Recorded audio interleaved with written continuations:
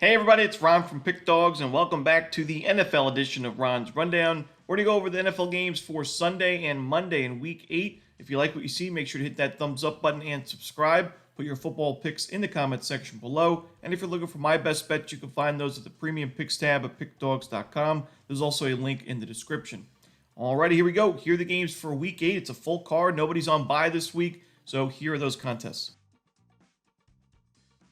We see the Tennessee Titans taking on the Detroit Lions. The Lions are an 11-point favorite. The total is at 46 points.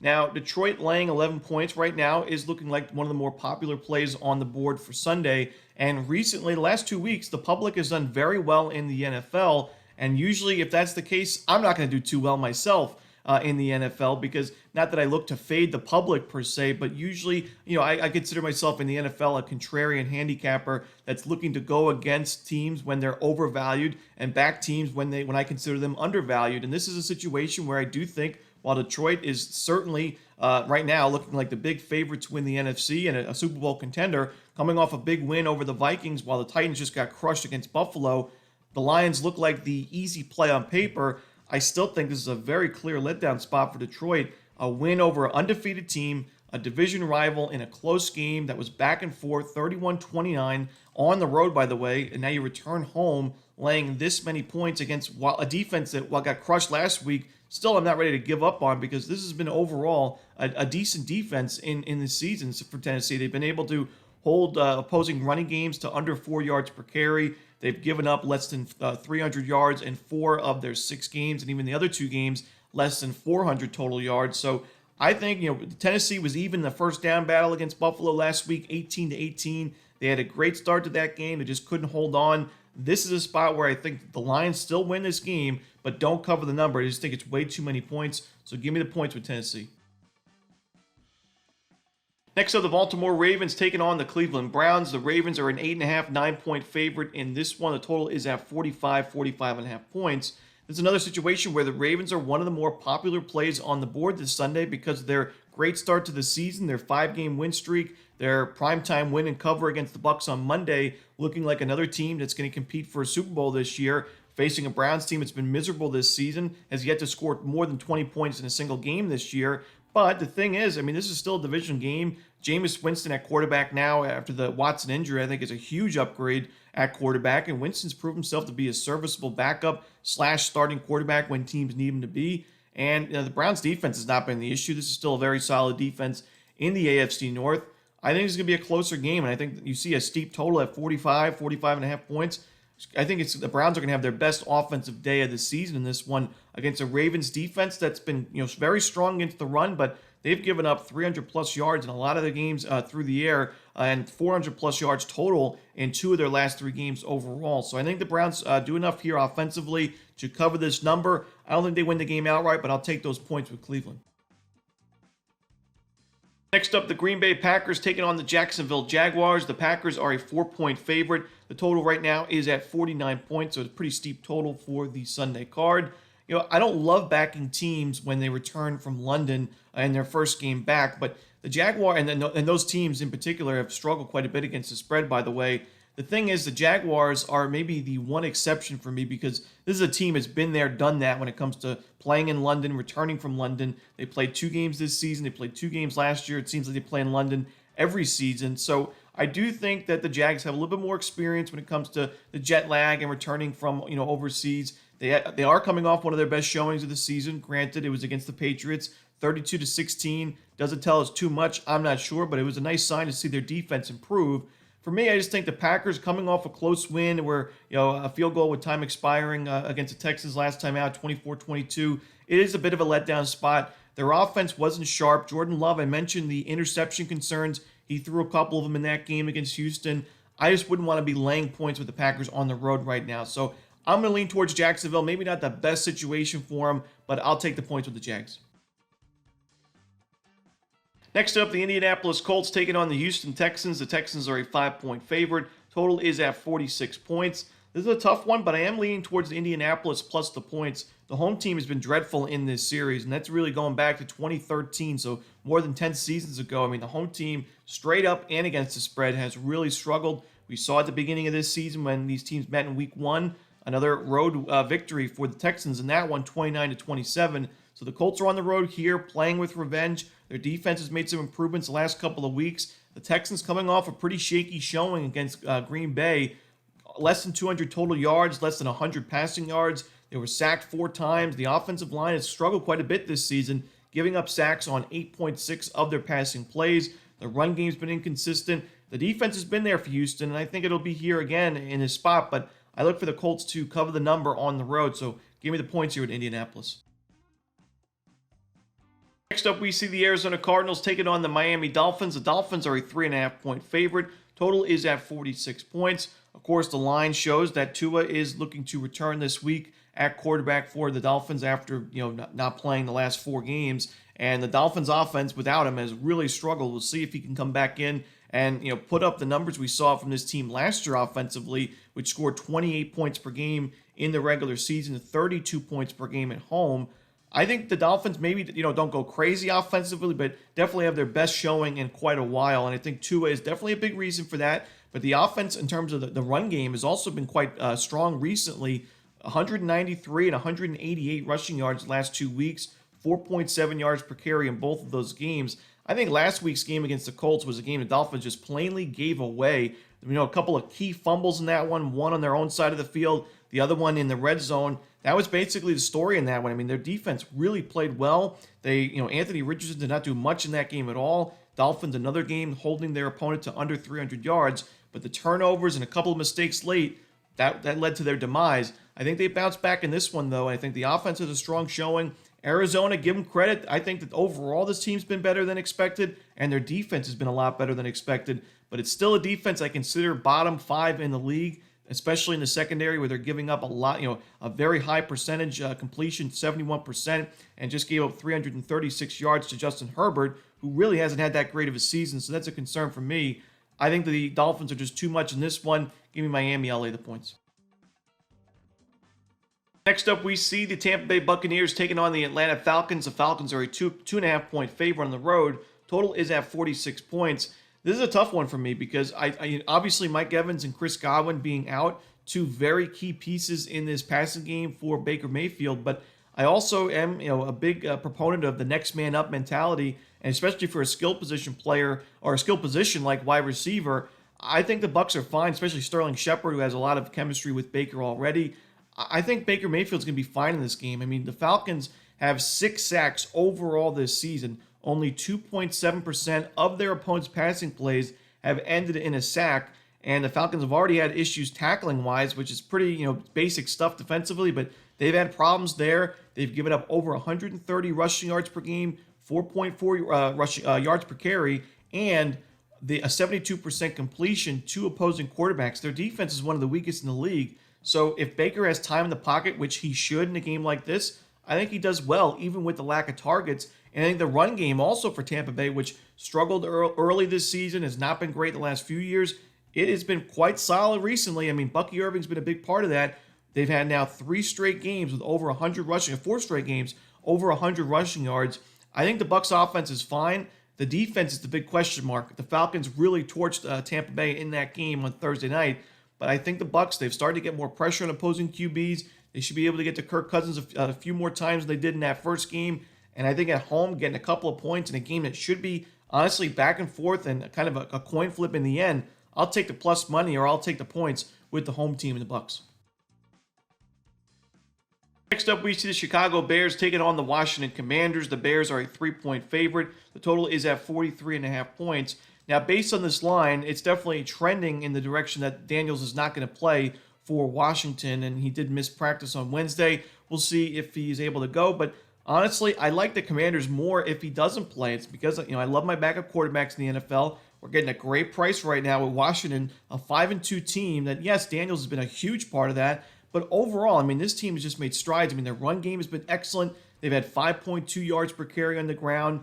Their offensive line has been much stronger this season. Their defense, while it was a big question mark going into the year and their first few weeks was not as strong as we'd like to see. I mean, the last 4 games, they've held their opponents to under 300 yards in 3 of those 4 contests. Their secondary is improving a little bit, and they're getting a lot more pressure on the quarterback. So I actually think this is a decent Commanders defense right now. Maybe not against some of the tougher teams in their schedule, but against a rookie quarterback on the road like Williams, I think the Commanders will be fine defensively, and I think the Bears are overvalued in this spot because of that injury to Daniels. So I'm going to take the points here with Washington. Like I said, keep track of that status. If he does play, it's definitely going to be a much different line, but I'm going to lock in Washington +3 right now. Next up, the New York Jets taking on the New England Patriots. The Jets are a 7-point favorite on the road. Total right now is one of the lower ones of the week at 41 points. Now, the Jets have been a disaster this year. Big disappointment. They had Super Bowl aspirations going into the year, and here they are 2-5 overall this season. The thing is, though, when you look at their season-long futures bets right now, to make the playoffs for the Jets is still in the +200 range. I think it's like +230. So the odds makers are not quite giving up completely on the Jets, and I'm not either. For me, I can't lay 7 points with this team right now on the road, so I am leaning towards the over. I think both offenses have a solid day. The Jets' defense has been quite shaky recently. But I also think I am looking at the Jets to make the playoffs at that kind of price. I think it's valuable. Just look at their schedule. I mean, at New England, this is obviously a must-win game, but you are a 7-point favorite. You play the Texans next week. That is going to be a challenging game, but it is at home. So, I mean, the Jets, if they win this game and uncover the number, they're more than likely to be favorites in that next game against Houston. Then you play at Arizona, home against the Colts, home against Seattle, at Miami, at Jacksonville, home against the Rams. Then you play at Buffalo. That's going to be one of the rare games you're going to be underdogs this season. Still a winnable game in a division. And then home against the Dolphins. I mean, look at all those games. The Jets are going to be favored in a lot of those games unless they have some injuries or to the point where they've given up on the season. But if they stay in the mix here and can find a wild card spot, I wouldn't be shocked. I'm not giving up on this Jets team right now. So I just wanted to mention that, but I am going to take the over in this game.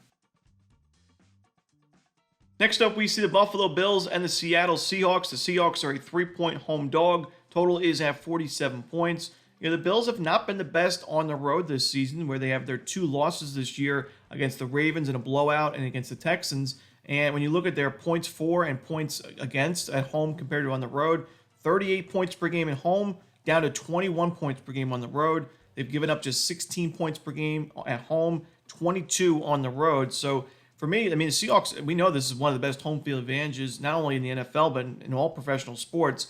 And I like their chances after a nice win against the Falcons. It was pretty much a blowout and a dominating win for Seattle. Their defense improved. Their offense has a ton of weapons. Walker's now back in the backfield, and he had a solid day in his return.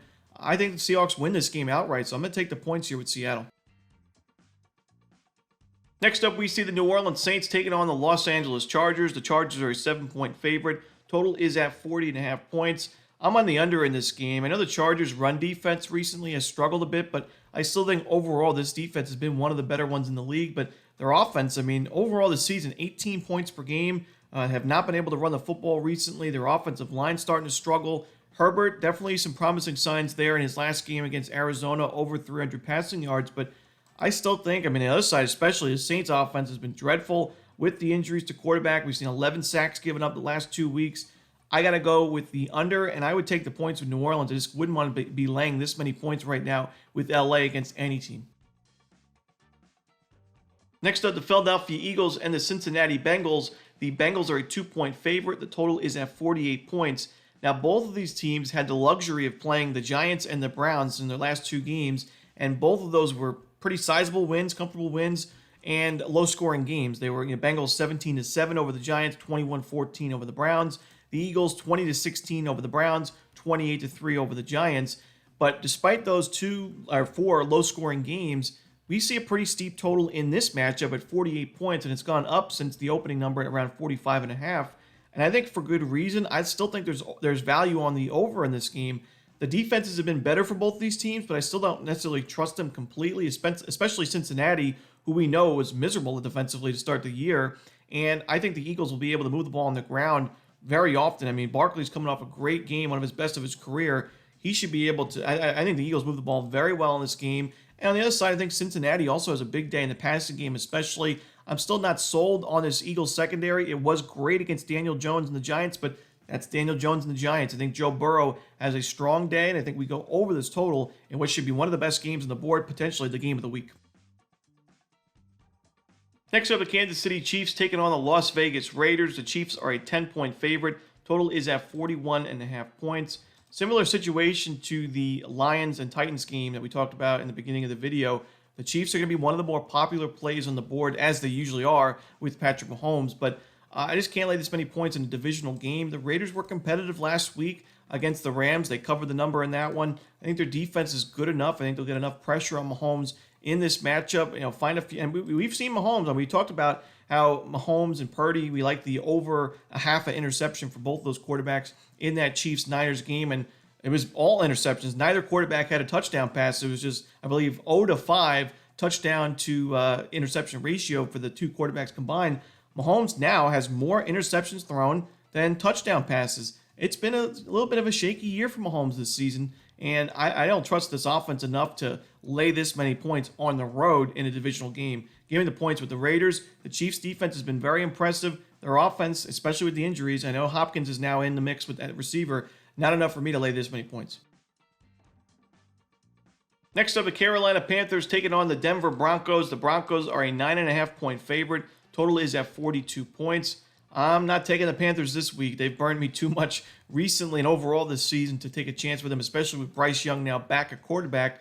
But I do like the over in this game. I think one of the reasons why Carolina's been especially disappointing this year has been the defense. I think that last year the defense was quite competitive. We saw many games where their defense held the opponent to under 300 yards. I mean, overall, they averaged just giving up 294 total yards. But this year, that defense has just not been seen. A lot of that's because their offense has been so inefficient and unproductive that the defense has been forced on the field so much, in terms of time of possession in their games. But I mean, this secondary has been one of the weakest in the league. The run defense is not much better. They've not been able to get pressure on opposing quarterbacks. So I think Bo Nix has a stellar day in this game. And I also think the Panthers can chip in a couple of touchdowns here and there, maybe in garbage time, to get us over this total. This is definitely the time to prove yourself. If you're Bryce Young, you get another chance with Andy Dalton out for this game. And I don't think he'll have a stellar day, but I think he'll have a decent showing, enough to get us over this very, very low total at 41.5, 42 points. So give me the over. Next up, we see the Dallas Cowboys taking on the San Francisco 49ers. The Niners are a 4-point favorite. Total is at 45.5 points. The Niners on paper, 26 points per game, over 400 total yards of offense, one of the best offensive lines in the league. I'm still concerned with Brock Purdy's game. A lot of interception-worthy throws that he's made recently. Against Seattle, he didn't really pay the price for it. He threw 3 touchdowns, and it was a blowout win for San Francisco. But I mentioned going into that KC game, if he throws the ball similar to what he did in Seattle, he's going to have some problems. And he threw 3 interceptions in that game, basically took his team out of the ball game in that one. Only 54.8% completion in that loss to KC. And the Cowboys are another secondary that we know from a couple years back, where they were the bend but don't break, or boom or bust defense, where they give up a ton of yards but they pulled off a ton of interceptions and forced a lot of turnovers. This is the nightmare secondary, in my opinion, for Purdy to face. I think the mistakes pile up yet again in this game. I think Dallas is considerably undervalued right now because of their miserable start to the year. I think this is the breakout performance that Dallas needs to get back in the swing of things and back in the mix in the NFC East. So give me the Dallas Cowboys plus the points, and I think they win the game outright. Next up, we see the Pittsburgh Steelers and the New York Giants. The Giants are a 6.5-point road dog. Total is at 36.5 points on Monday Night Football. I like the under in this game. It's the lowest total of the week, but I still see value on the under in this game. I don't trust either offensive line, and I think both defenses are quite tenacious in terms of getting after the quarterback. The Giants' offensive line, we know, has struggled the last 5-10 years. We saw that yet again in that game against the Eagles, where it was only 119 total yards, only 10 first downs, 8 sacks given up, and only 3 points of offense. Now, the last 2 weeks, 10 points combined for New York. On the other side, though, the Steelers, while they put up 37 against the Jets in that win, a lot of that was because of their great defensive showing. A virtual pick 6 thrown in there when Garrett Wilson dropped the ball and it was returned to the 1-yard line. I think Russell Wilson still, I think Justin Fields is the better option there at quarterback. Wilson was only 55% in that first game against New York, and I think the Giants are going to be able to get to him. Plenty of sacks and TFLs for both teams in this game. Give me the under in an ugly, low-scoring game on Monday night. And that's it. That's Week 8 in the NFL. Hope you enjoyed this video. If you did, don't forget to hit that like button and subscribe. Put those football picks in the comments section below. Again, if you're looking for my best bets, you can find those at Pick Dawgz Premium. As always, this is Ron Romanelli. Good luck.